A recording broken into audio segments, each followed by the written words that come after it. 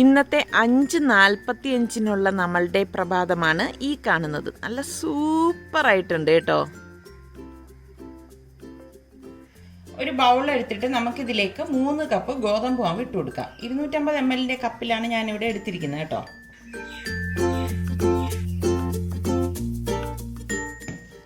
ഇത് കുഴച്ചെടുക്കാൻ വേണ്ടി ഞാനിവിടെ കുറച്ച് വെള്ളം എടുത്തിട്ടുണ്ട്.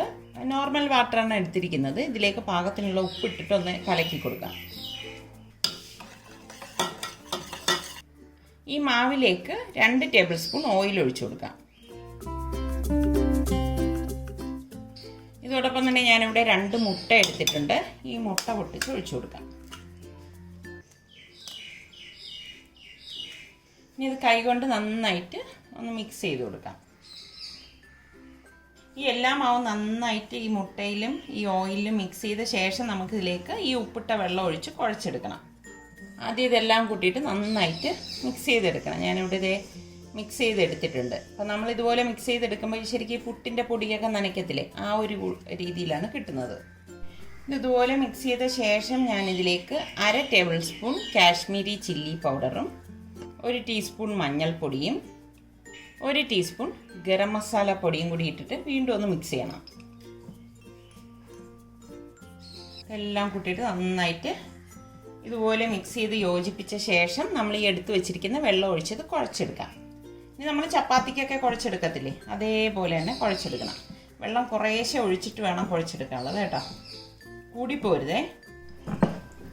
അപ്പോൾ ഇത് ഞാൻ ഇതേ ഇവിടെ നന്നായിട്ട് കുഴച്ചെടുത്തിട്ടുണ്ട്. നമ്മൾ ചപ്പാത്തിക്ക് എങ്ങനെയാണോ കുഴയ്ക്കുന്നത് അതേപോലെ തന്നെ കുഴച്ചെടുത്താൽ മതി. ഇനി ഇതിലേക്ക് കുറച്ച് ഓയിൽ തടവി മാറ്റി വെക്കണം. ഇതുപോലെ കുറച്ച് ഓയിൽ കയ്യിലെടുത്തിട്ട് ഇതുപോലെ ഒന്ന് തടവി കൊടുക്കണം. 2 സൈഡിൽ ഇതുപോലെ ഓയിലൊന്ന് തടവി കൊടുക്കണം കേട്ടോ. അപ്പം നമുക്കിനി ഇത് അടച്ച് റെസ്റ്റ് ചെയ്യാനായിട്ട് 1/2 മണിക്കൂർ മാറ്റി വെക്കണം. 1/2 മണിക്കൂറെങ്കിലും മാറ്റി വെച്ച ശേഷമേ നമ്മളിത് റെഡിയാക്കി എടുക്കാവൂ കേട്ടോ. അപ്പം ഞാനിവിടെ 4 മുട്ട എടുത്തിട്ടുണ്ട്. ഇതിലേക്ക് ഞാൻ ഉപ്പ് ഇട്ടിട്ടുണ്ട്. ഇനി ഇതൊന്ന് പുഴുങ്ങിയെടുക്കാം. ഞാൻ ഒറ്റ വിസിൽ കേട്ട് കഴിയുമ്പോൾ ഗ്യാസ് ഓഫ് ചെയ്തിട്ട് സ്റ്റീം പോയ ശേഷമേ ഓപ്പൺ ചെയ്തെടുക്കത്തുള്ളൂ. മീഡിയം സൈസിൽ ഞാനിവിടെ 5 സവാള എടുത്തിട്ടുണ്ട്. അപ്പോൾ ഇതൊന്ന് ചോപ്പ് ചെയ്തെടുക്കാം.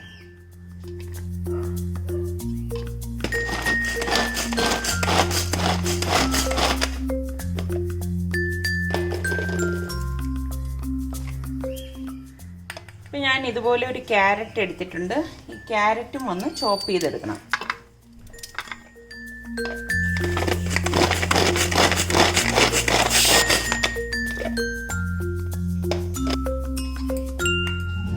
ഞാനിവിടെ ഈ ക്യാരറ്റും സവാളയും ചോപ്പ് ചെയ്ത് എടുത്തിട്ടുണ്ട്. ഞാനിവിടെ 2 പച്ചമുളക്, ഇതുപോലെ 1 പീസ് ഇഞ്ചി, 1 ഉണ്ട വെളുത്തുള്ളി, അതായത് ഒരു 10-12 അല്ലി വെളുത്തുള്ളി വരും. അപ്പോൾ ഇതിത്ര ഒന്ന് ചതച്ചെടുക്കണം, അല്ലെങ്കിൽ ഒന്ന് ചോപ്പ് ചെയ്തെടുത്താലും മതി. ഞാൻ ഈ ക്യാരറ്റ് ചോപ്പ് ചെയ്ത് ഇതിൽ തന്നെ വെച്ച് ചോപ്പ് ചെയ്തെടുക്കാൻ പോവാം. പാനിലേക്ക് ഞാനിവിടെ 3 ടേബിൾ സ്പൂൺ ഓയിൽ ഒഴിച്ചു കൊടുക്കുകയാണ്. വെളിച്ചെണ്ണയാണ് ഒഴിച്ചു കൊടുക്കുന്നത്. ഇതിലേക്ക് നമ്മൾ ഈ ചോപ്പ് ചെയ്ത് വെച്ചിരിക്കുന്ന ഇഞ്ചി വെളുത്തുള്ളി പച്ചമുളക് ഇട്ട് കൊടുക്കാം.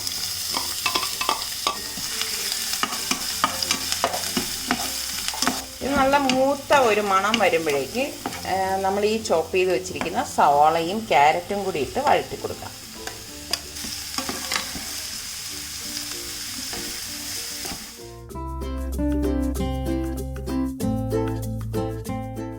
നമുക്കിനി ഈ മുട്ട തോട് കളഞ്ഞ് എടുത്തിട്ട് വരാം. ഞാനിവിടെ മുട്ട പുഴുങ്ങി എടുത്തിട്ടുണ്ട്. അപ്പോൾ ഇത് ഞാൻ ചെറിയ പീസായിട്ട് കട്ട് ചെയ്തെടുക്കണം. തീരെ ചെറുതല്ല, ഇതേ കണ്ട ഈ ഒരു സൈസിൽ. നമുക്ക് എങ്ങനെയാണോ വേണ്ടത് അതിനനുസരിച്ച് കട്ട് ചെയ്തെടുത്താൽ മതി കേട്ടോ. ഈ ഒരു സൈസിലാണ് ഞാൻ കട്ട് ചെയ്തെടുക്കുന്നത്. അപ്പം മുട്ടയെല്ലാം ഞാൻ ഇതുപോലെ കട്ട് ചെയ്തെടുത്തിട്ടുണ്ട്. ഇനി നമുക്കിതിലേക്ക് പൊടികൾ ഇട്ട് കൊടുക്കാം.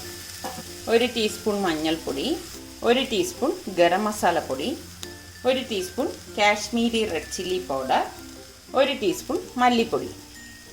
ഇനി നമുക്ക് പാകത്തിനുള്ള ഉപ്പും കൂടി ഇട്ട് കൊടുക്കാം. നന്നായിട്ടൊന്ന് മിക്സ് ചെയ്ത് കൊടുക്കാം. ഇതിലേക്ക് നമ്മൾ ടൊമാറ്റോ ചേർക്കത്തില്ല കേട്ടോ. ഇനി നമുക്കിതിലേക്ക് ഈ കട്ട് ചെയ്ത് വെച്ചിരിക്കുന്ന മുട്ട ഇട്ടിട്ട് മിക്സ് ചെയ്ത് കൊടുക്കാം.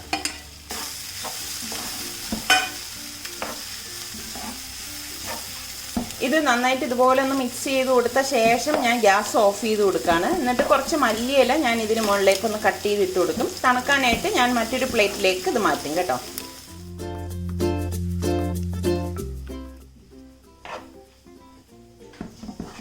ഫില്ലിങ് നല്ലതുപോലെ തണുത്ത ശേഷമേ നമ്മൾ റെഡിയാക്കത്തുള്ളൂ കേട്ടോ. അപ്പം നമ്മളുടെ ഫില്ലിങ് ഇവിടെ തണുത്തിട്ടുണ്ട്.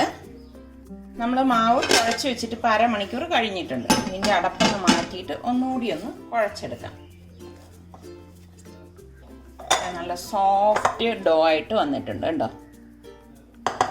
ഇനി നമുക്ക് ഇത് പരത്തിയിട്ട് ഫില്ലിങ് വെച്ച് കൊടുക്കാം. ഇത് നമുക്ക് കുറച്ച് വലിപ്പത്തിലാണ് നമ്മൾ ഈ മാവ് എടുത്തിരിക്കുന്നത്. കണ്ടോ, ഉരുട്ടിയിട്ട് ഒന്ന് പരത്തി കൊടുക്കാം. റോളറൊന്നും വേണ്ട, കൈകൊണ്ട് തന്നെ നമുക്കൊന്ന് പ്രസ് ചെയ്ത് പരത്തിയിട്ട് ഫില്ലിങ് വെച്ചിട്ട് ഇത് ക്ലോസ് ചെയ്ത് കൊടുക്കാം.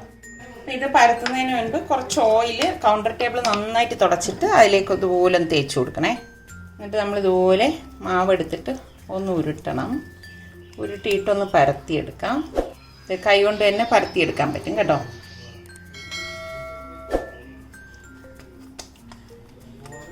മാവ് സ്പ്രിങ്കിൾ ചെയ്യേണ്ട ആവശ്യമില്ല കേട്ടോ. അതുപോലെ തീരെ കനം കുറച്ച് ഇത് പരത്തേണ്ട ആവശ്യമില്ല. ഇതുപോലെ വേണം പരത്തിയെടുക്കാൻ. കണ്ടോ, ഇതുപോലെ എടുക്കണം. ഇനി നമുക്ക് ഫില്ലിങ് ഇതിൻ്റെ സെൻറ്ററിലേക്ക് വെച്ച് കൊടുക്കണം. അപ്പം ആഹാരമൊക്കെ കഴിക്കാൻ മടി കാണിക്കുന്ന കുട്ടികൾക്കൊക്കെ ഇങ്ങനെയൊക്കെ ഉണ്ടാക്കി കൊടുത്തു കഴിഞ്ഞാൽ കൊച്ചു മക്കൾക്കൊക്കെ ഭയങ്കര സന്തോഷമായിരിക്കും. ഇതിൻ്റെ അകത്തൊരു സർപ്രൈസ് ഉണ്ട്, കഴിച്ചു നോക്കൂ എന്നൊക്കെ പറഞ്ഞ് നമുക്ക് അവരെ കഴിപ്പിക്കാൻ പറ്റും. അപ്പം ഞാൻ ഫില്ലിങ് ദേ വെച്ച് കൊടുത്തിട്ടുണ്ട്.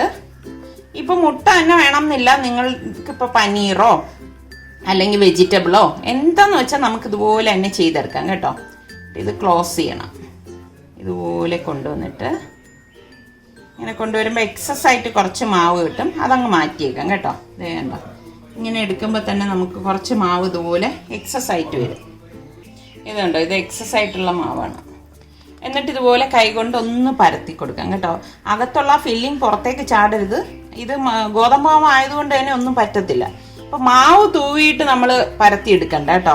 അങ്ങനെ എടുത്തു കഴിഞ്ഞാൽ അത്ര ഒരു അപ്പം ഇതുപോലെ വേണം നമ്മളിത് പരത്തി എടുക്കാൻ. അപ്പം ഞാൻ ഇനി ഇതൊരു പ്ലേറ്റിലേക്ക് മാറ്റാണ്. ബാക്കിയിരിക്കുന്ന മാവ് നമ്മൾ ഇതുപോലെ തന്നെ ഉരുട്ടി കൈകൊണ്ടൊന്ന് പരത്തിയിട്ട് ഫില്ല് ചെയ്ത് കവർ ചെയ്തെടുക്കുകയാണ് ചെയ്യുന്നത്.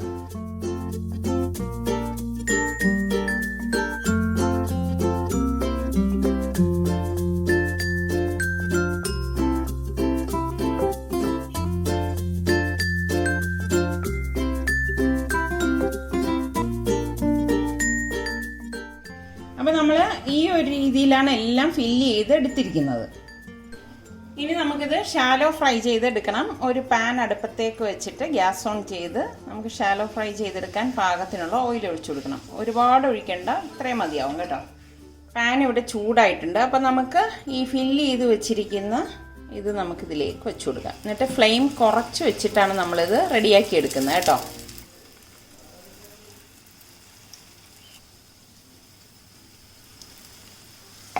തിരിച്ചും മറിച്ചും ഇട്ടാണ് നമ്മളിത് റെഡിയാക്കി എടുക്കുന്നത്.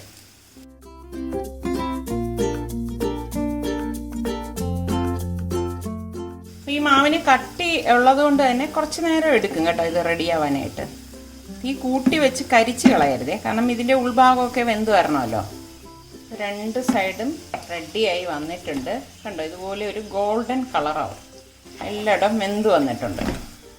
ഇതുപോലെ വരുന്ന സമയത്ത് നമുക്കിത് പ്ലേറ്റിലേക്ക് മാറ്റാം. മാറ്റിയിട്ട് ചൂടോടുകൂടി തന്നെ നമുക്കിത് സെർവ് ചെയ്യാം. ഒട്ടും എണ്ണ കുടിക്കുക ഒന്നും ചെയ്യത്തില്ല കേട്ടോ.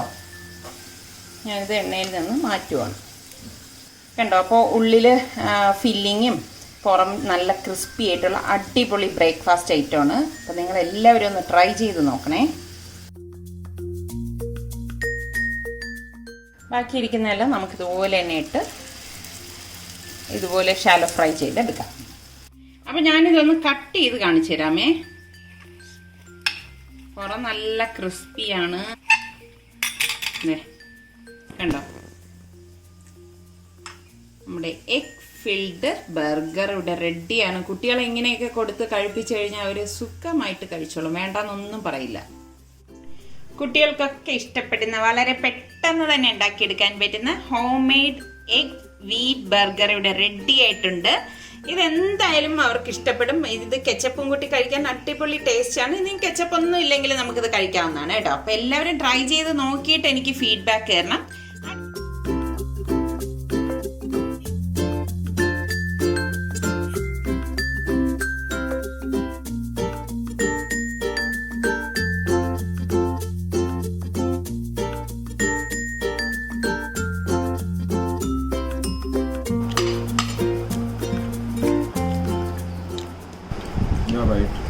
എങ്ങനെയുണ്ട് റിസ്വാൻ?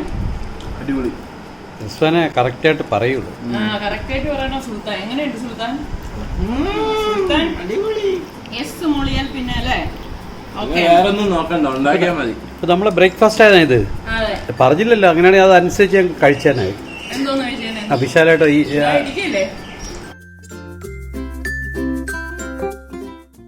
കഴിഞ്ഞ വർഷത്തെ ഓണവും ഈ വർഷത്തെ ഓണവും തമ്മിലുള്ള വ്യത്യാസം കാണിക്കാനാണ് ഈ സമയം തന്നെ ഞാൻ പുറത്തേക്ക് ഇറങ്ങിയത്. കണ്ടോ, ഇതേ സ്ഥലം തന്നെയാണ് കഴിഞ്ഞ വർഷം നല്ല ദീപാലങ്കാരമായിട്ടിരിക്കുന്നതും ഒരുപാട് ഇങ്ങനെ ആഘോഷ പ്രതീതി തന്നെയായിരുന്നു.